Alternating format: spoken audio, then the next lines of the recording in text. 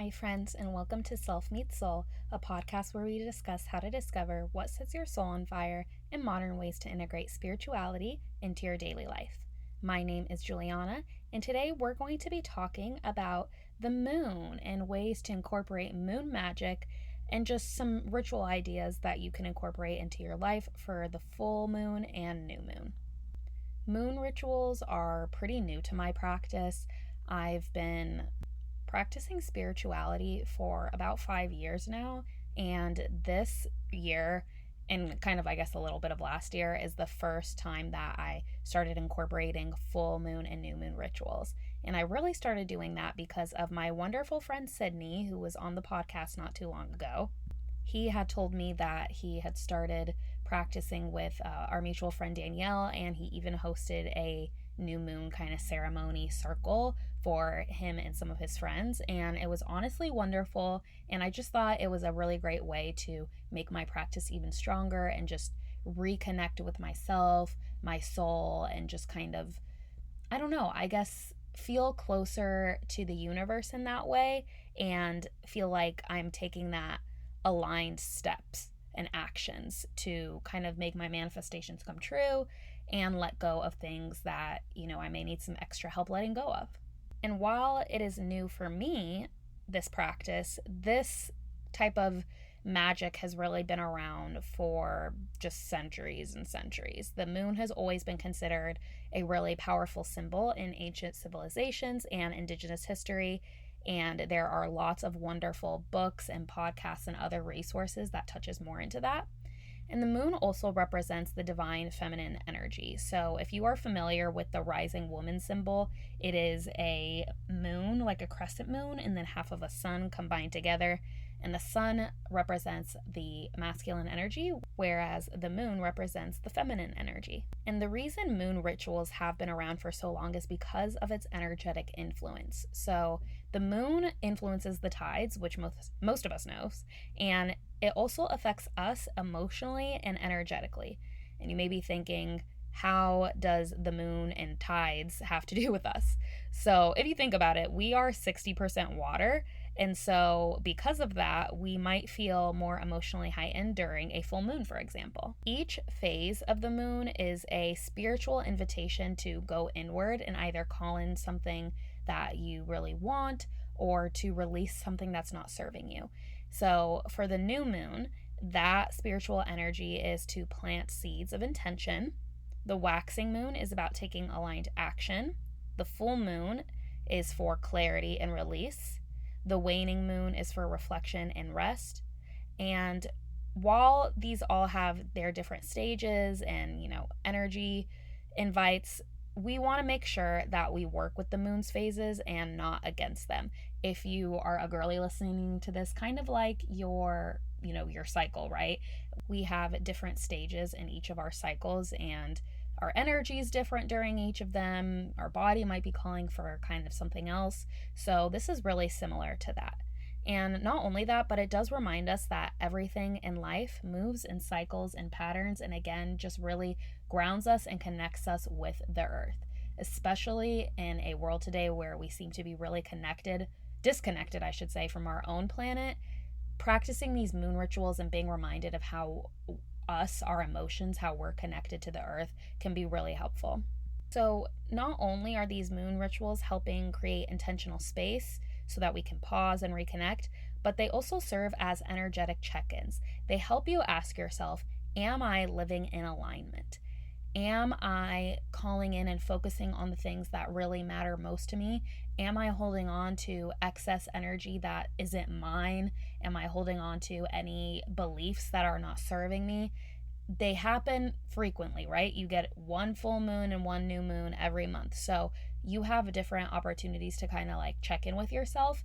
And what I found really cool recently is kind of, especially with my new moons, new moon rituals, I would say, is that what I was calling in for my new moon rituals in like January, I would say, is actually not what I'm calling in right now.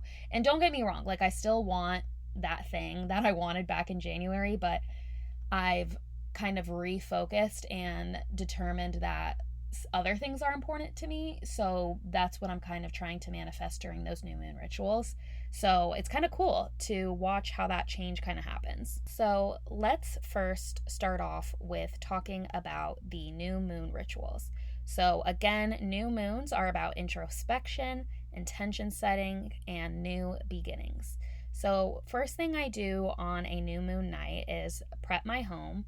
I like to take an essential oil bath. I have some like jasmine oil that I got from like my local spiritual shop, and I'll put a couple drops of that in the water, and either, kind of depending on my mood, I guess, I'll either say affirmations in my head, or you can also like look up different affirmations on like YouTube or Insight Timer. And then after I'm done with that bath, I Palo Santo my home. So I choose not to use sage for this because I'll get into this in just a second with the full moon, but sage is really about clearing out energy. And this is kind of what I do too for my meditations. If I'm feeling like, oh, I just want my energy to be stabilized, like I haven't felt too chaotic that day, I don't feel like anything is clinging to me, then I'll use Palo Santo before I meditate. But when I'm just really feeling energetically heavy, or just, I don't know, like things are just not going right, that is typically when I choose to use white sage instead, just to release that. So again, for the new moon, I will choose to Palo Santo my home. Once my home is ready, then I prep my altar. I set up my altar in kind of ritual space outside because I have a pretty large balcony. The one thing I will say about this is that it is more beneficial if you can see the moon from where you're sitting. And unfortunately, where my apartment faces, it's like not in the same way. So sometimes, I've thought to myself, like, does this even work? Like, because I can't directly see the moon, but it doesn't matter. Like, you're still outside and you're still absorbing that moon energy. So even though you can't see it, it's not that big of a deal. It'll be stronger if you do, but you got to do what you got to do. So me personally, I step out onto my balcony. If you are somewhere really, really cold or really, really hot, like I am, you may choose to do this inside instead. Again, that is totally okay. Like, you make this ritual work for you how it needs to. It does not mean you are going to be any less worthy of receiving whatever it is that you're calling in. So I lay out either a mat or my meditation pillow, blankets if it's cold, out on my balcony, and then I gather my crystals. For a new moon, I choose to get clear quartz, moonstone, labradorite, and then the fourth one is a miscellaneous one, depending on what it is that I want to call in. Clear quartz is connected to your crown chakra, so that is going to basically be used to kind of just deepen your connection, your inner knowing, that connection to spirit. So you're going to want to get that. I also like to use moonstone, and like the name entails, moonstone is great for these new moons, as it kind of enhances your intuition, it promotes inner growth, and is that connection to the divine feminine. Labradorite is a stone that's about transformation and protection, and it can shield the person who's wearing it from like kind of negative energy, so it can promote, again, inner strength and intuition. And because this is a new moon and you are likely using this ritual to call something in, that labradorite kind of enhances that transformation energy and make sure that whatever it is you're calling in, it's kind of the good stuff that you want, not the bad.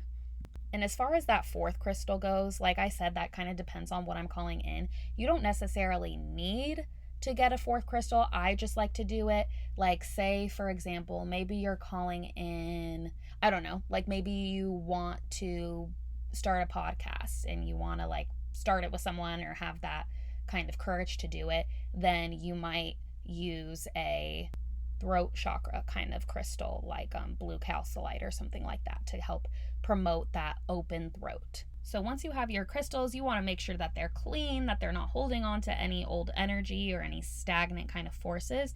So I bought some Florida water so I can clean it in them. I don't necessarily do this every time. It kind of just depends on how long it's been since I've cleaned the crystal, or if I've been wearing the crystals in one of my necklaces or something like that. After that's done, I lay them out on my space. Then I get some sage for my space. So I basically just sage over the meditation cushion or the mat just to make sure, again, that all those old energies are gone. I light some incense, and then I personally have a specific moon candle that I use.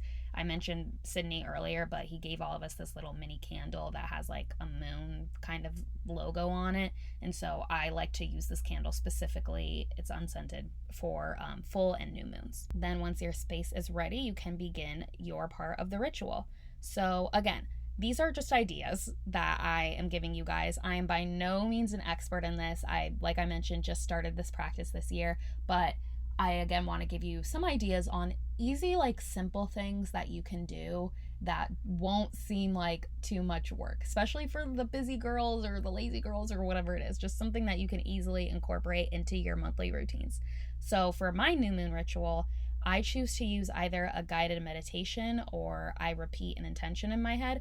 Lately, I've been really like vibing with the guided meditations on Insight Timer. So literally all I do is look up like new moon meditation. And there's this really lovely one on Insight Timer that has you like kind of walking through a field at like dusk, and it's awesome. And you like have this little seed and you're planting the seed, and just it's a visualization basically. That's about 10 minutes. You of course can do it longer. But I find that really helps me visualize what it is that I want to call in. And then if you are not choosing to do a guided meditation, and instead maybe repeating an intention or an affirmation, then you want to make sure that that statement begins with I am. As we've kind of talked about in earlier episodes about manifesting and calling things in, you want to act as if it's already yours. So instead of saying like I want or I hope, you're saying I am, acting as if you already have the thing, okay? Of course, make sure you're breathing throughout this. And then I also like to have ritual tea. So there's some tea that I bought at a spiritual shop, and I can't remember exactly what it's called, but really any type of tea works for this. I personally like to have like my own tea just for moon rituals, separate from normal tea that I would drink. And I have a special mug that I use. It has like a third eye kind of symbol on it, and I place it in that, and then I close my eyes, I hold it in my hand so it's warm, or by my heart, and I intentionally sip it, say those affirmations, things like that. Now, switching gears to full moon rituals. The full moon is all about illumination, so illuminating maybe things that are causing you distress or just different spotlights of your life, and release, of course. So you'll hear some similarities between this and the new moon, but it's a little bit different. So I start by preparing my home, and I mentioned Palo Santo earlier, but for the full moon, I'm going to sage my space. So make sure that when you're using sage, you either have a door or a window open. That way, that energy that you're saging out has a place to go. I didn't do this for the longest time, and I don't know if I really noticed a difference or anything. Maybe I wasn't paying attention, but I just have been told you want to make sure that you have a window or something open so that it can go out. After I do that, I prep my altar. Again, I'm doing this outside usually. So I lay out my pillow, my mat, whatever it is, and then I get my crystals. Some of these crystals are similar, some of them are different. So clear quartz again, moonstone again, but then for the new moon or the full moon, I get selenite. Selenite is all about clearing, purification, things like that. So clearing things out, which is exactly the kind of energy we want for a full moon. And then that fourth crystal, of course, depending on what I am releasing, I will kind of tie it to that and whatever chakra it's related to. After I do that, I sage my space, and then I light incense and then that same candle I mentioned earlier. When it comes to the ritual part, again, you can either do a guided meditation or you can repeat an intention. For this type of moon ritual, you'll want to use affirmations that sound like I release, I let go of, I free myself of, things like that, and clearly envisioning it in your head, and maybe even envisioning that feeling of what it would be like to finally release this. Now, this next part is something that I haven't gone into yet, but I will share it because Sydney shared it with me, and I definitely want to get to this point, but I just haven't done it yet. So, what is also helpful for a full moon is to burn it. And I'm sure many of you are familiar with burning rituals and how they're very like sacred and so helpful in clearing out energy. But what Sydney does is he has a specific pot that he bought from like, I think it was like Goodwill or something, and he like has stickers on it and everything, and this pot is specifically for his full moon rituals. So you write what it is that you're letting go of. So for example, this is one that I did maybe like 2 months ago. I let go of relationships that are no longer serving me so I can make room for those that do. So you can make that longer or shorter, however you want. Write that on a piece of paper, light it, and let it burn, okay? And that burning is a symbol of it being released from your life. With your crystals, you don't necessarily need to clean them with Florida water or anything like that, because you can just let the crystals charge under the moonlight, because the full moon is also really good for charging those crystals. And then lastly, same thing, I have my tea that I use for this, my special mug. I close my eyes, I drink it slowly, and with the full moon ritual, as I'm drinking this tea, I imagine like as I'm swallowing it, you know, when you're like drinking something really warm and you like feel it in your chest and like kind of move throughout. So when I'm drinking this tea, I envision it like clearing out of my body, whatever it is that I want to let go. And I feel that warmth from the tea, and I just kind of envision that and imagine that that's energy is just coming out of me. Now, today, when I'm recording this, there is actually a full moon in Scorpio. And like I mentioned, I'm pretty new to this. So when I first heard about, like, oh, I think we recently had like a new moon in Leo or something like that, I was just like, what does this mean? You know, astrology always loves to just show up, show out in every aspect of life. And I literally, like, sidebar here, have so much respect for astrologists and the people who are so knowledgeable about astrology. I find it hella intimidating. Like, I want to learn more, but I'm also like, oh my God, this is so overwhelming. I think if I don't know if this is something I would feel like I could self-teach myself. I personally feel like I would love to go to like a workshop or training or something like that to know more, but anyways, all of that being said, is that today, when I'm recording this, there is a full moon in Scorpio. So the moons there is a zodiac influence on these different moon cycles. So let's say there's a full moon in Cancer. That energy might bring emotional healing, focus on family, or a release of like old heartache. But a full moon in Aries, that's going to be more fiery. So think courage, bold action, and maybe even like releasing anger or a fear of leadership. So each sign brings its own energy. The earth signs, which are Taurus, Virgo, and Capricorn, those are grounding, building like new foundations. It's about health and structure. Air signs, so Gemini, Libra, and Aquarius, those have an energy of clarity, communication, and ideas. Fire signs, so Aries, Leo, and Sag, those are about action, passion, and boldness. And then water signs, Cancer, Scorpio, and Pisces, that's about intuition, healing, emotional depth, things like that. So, like I mentioned, it's a full moon in Scorpio, so that's a water sign. So for today's full moon, I'm going to be switching things up, and since I don't need a pot that I'm going to basically have something on fire in, I'm going to use this instead. And just so you know here, you can look up ideas for these different like full and new moons. I have curated my TikTok feed pretty much, so like I basically am told what zodiac sign it is for the upcoming like moon stage before it even happens, and these people who post on there, like, they really give good ideas on things that you can do. So for me today, I'm going to be writing something that I want to let go of and then place it in a bowl of water because it's in Scorpio, so water sign. And that, even though it's not like the action of lighting it on fire, you know, the paper will kind of disintegrate and that gives off the same energy. So I hope that you were able to learn something new from this. Definitely see if you can maybe start a moon ritual, whether it's the full moon or new moon. By the way, should have mentioned this earlier. You can see when the full moon and new moon are going to be on the weather app on the iPhone. Obviously, you can just look it up, but I just have it. I will open up the weather app and then I see what days it's going to be, and then I put it in my calendar so I can make sure to save time that day, that night specifically, to incorporate this ritual. If you do have a ritual and you start one and I inspired you, then feel free to tag Self Meet Soul on Instagram or TikTok. I would love to see it.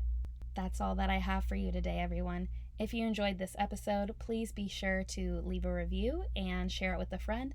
You never know who in your life might resonate with it. Chat with you later.